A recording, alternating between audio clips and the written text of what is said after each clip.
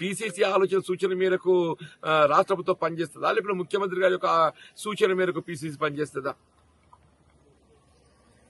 ఇలా ప్రదేశ్ కాంగ్రెస్ ఇవాళ కాంగ్రెస్ పార్టీ యొక్క ఆలోచన విధానాన్ని ప్రస్ఫుటం చేస్తుంది.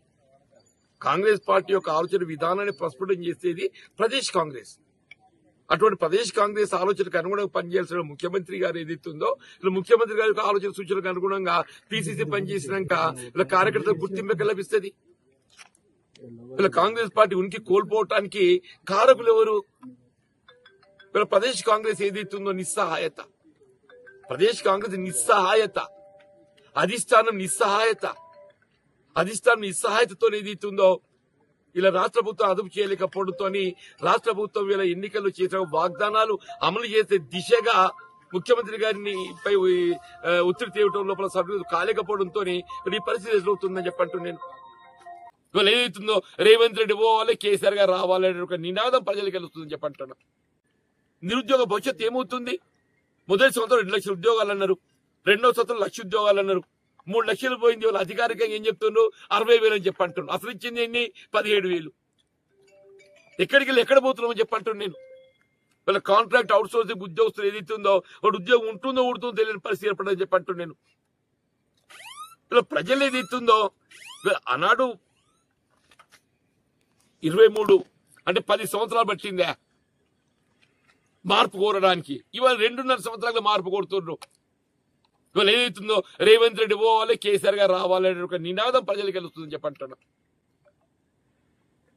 రేవంత్ రెడ్డి గారు పోవాలి, కాంగ్రెస్ పార్టీ మార్పు కావాలి, కేసీఆర్ గారు రావాలి, బీఆర్ఎస్ పార్టీ రావాలని చెప్పని ప్రజలకి వెళ్ళి నినాదం వస్తుందని చెప్పంటున్నాను నేను. దాన్ని ఆలోచించి ఇంకా 2 ఏళ్ళు అధికారం ఉండేది ఉన్నది. ఇలా కాంగ్రెస్ పార్టీ ఇంకా 2 సంవత్సరాల అధికారంలో ఉండేది ఉన్నది.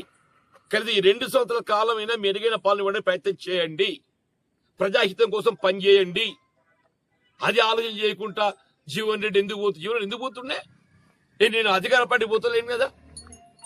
2014లో ఏదైతుందో ఎప్పుడైతే బీఆర్ఎస్ ప్రభుత్వం అధికారం ఉన్నదో నా కాలంలో బీఆర్ఎస్ పార్టీ చేయడానికి ఏదైతుందో కేసీఆర్ గారు ఒక విధంగా ఏదైతే కలిసి పనిచేయాలని చెప్పి కోరిందని చెప్పంటున్నాను. అభివృద్ధికి తోడ్పడరని చెప్పంటున్నాను నేను. ఇవాళ శాసన మండలి 2019లో మొత్తం శాసన మండలి ఏకైక సభ్యున్నాయి. నేనే నాయకుడిని, నేనే సభ్యుడిని. నాకు ఈ పక్క వెళ్ళారు, ఆ పక్క వెళ్ళారు. ఒంటరి పోరాటం చేశాను అంటే ఒంటరి పోరాటం చేసిన నాకు పార్టీ ప్రేమల చట్టం ఏదైతుందో నాకు ఆటంకం లేకుండే. పార్టీ ప్రేమల చట్టం కాంక్షించేవాడిని అయినట్టయితే నేను ఆనాడు బీఆర్ఎస్ పార్టీలో పోదని చెప్పంటున్నాను నేను. ఇవాళ ఏదైతుందో వీళ్ళ కాంగ్రెస్ పార్టీ ప్రజలకు ఇచ్చే వాగ్దానాలు నెరవేర్చలేకపోవడంతో కాంగ్రెస్ పార్టీ మొన్నటి ఎన్నికల్లో 23 నవంబర్ ఎన్నికల్లో ప్రజలకు ఇచ్చే వాగ్దానాలు నెరవేర్చలేకపోవడంతో ప్రజల పక్షాన్ని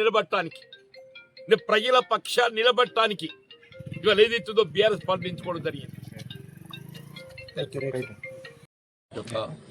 ప్రస్తుత బీఆర్ఎస్ నాయకులు, ఇతర రాష్ట్ర స్థాయి నాయకులు అందరం కూడా కలిసి అనేక విషయాలు చర్చించడం జరిగింది. ముఖ్యంగా రాష్ట్ర పురోభివృద్ధి, రాష్ట్ర హితం గురించి బీఆర్ఎస్ పార్టీ పోషించబోయే పాత్ర, మరి అందులో నాకు కూడా వారితో కలిసి ప్రయాణం చేసేటువంటి ఒక అవకాశం కల్పించే విధంగా వారు ఏదైతే నిర్ణయం తీసుకోవటం, వారు ఇందులో భాగంగానే చికిత్సలు కూడా ఏదైతుందో ఒక బహిరంగ సభ సమావేశాన్ని ఏర్పాటు చేయాలని చెప్పని కూడా భావించడం జరుగుతుంది. ఆ సభ సమావేశం ఏర్పాటుకు సంబంధించి కూడా ఏదైతున్నదో చర్చించడం జరిగింది. ముఖ్యంగా బ్రాడ్గా డిస్కస్ చేయడం జరిగింది తప్ప స్పెసిఫిక్ అంశాలు అనేవి ఏం లేవు. ఓన్లీ థింగ్ ఈజ్ కేసీఆర్ గారు జీవితాల్లో రావాలని చెప్పిన అందరూ కూడా వారి ప్రత్యేకంగా విజ్ఞప్తి చేయడం జరిగింది. ఉత్తర తెలంగాణ ప్రాంతానికి కూడేలుగా ఉన్నటువంటి జీవితాల్లో బీఆర్ఎస్ పార్టీకి సంబంధించి ఒక సమావేశం ఏర్పాటు చేస్తే బాగుంటుంది. దానికి ముఖ్య అతిథిగా పెద్దలు బీఆర్ఎస్ అధ్యక్షులైనటువంటి కేసీఆర్ గారు పాల్గొనే విధంగా వారు సమయం కేటాయింపు చేయాలని చెప్పి విజ్ఞప్తి చేయటం, వారు కూడా సానుకూలంగా స్పందించారు. ఎప్పుడు జాయిన్ అవుతున్నారు సార్? ఎప్పుడు సభ పెడుతున్నారు? జగిత్యాలలో ఎప్పుడు? It will be decided in a couple of days.